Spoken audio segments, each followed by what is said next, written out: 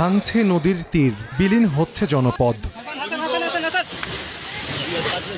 পানি বৃদ্ধি পাওয়ার সঙ্গে ভাঙন বেড়েছে পটুয়াখালীর পায়রা নদীতে। সদর উপজেলার ইটবাড়িয়া ইউনিয়নের চান্দখালী গ্রাম এখন বিলীনের পথে। গত এক বছরে ওই এলাকার 5 একরের বেশি ফসলি জমি, শতাধিক ঘরবাড়ি, একটি আবাসন প্রকল্প এবং বিভিন্ন স্থাপনা নদীতে বিলীন হয়েছে। ঘরবাড়ি হারিয়ে মানবেতর জীবনযাপন করছেন ভুক্তভোগীরা।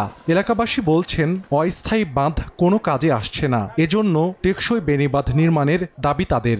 সব ভাঙতে ভাঙতে এখন যাইয়া এই মানুষের উপরে দেয়া বাড়ি যাইয়ে থাকে, জায়গা নাই, জমি নেই। রাত্রে ঘুমাতে গেলে আমরা আতঙ্কে থাকি, কখন একটা জয়াল নিয়ে আমরা নদীর গর্ভে চলে যাই। সরকার বোঝে না যে আমাদের যে কত লস হয়। রাক্ষস ভাইরাই সব আমাকে ঘর দুয়ার সব খাই ফেলাইছে। আমার বয়সে 5 বার ঘর ভাঙ্গি, এখন আমরা থাকার আর কোনো জায়গা নাই।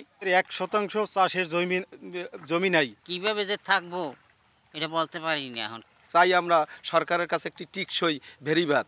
পানি উন্নয়ন বোর্ড বলছে, এরই মধ্যে অস্থায়ী বাঁধ মেরামতের পাশাপাশি স্থায়ী বেড়িবাঁধ নির্মাণের প্রস্তাবনা মন্ত্রণালয়ে পাঠানোর উদ্যোগ নেওয়া হয়েছে।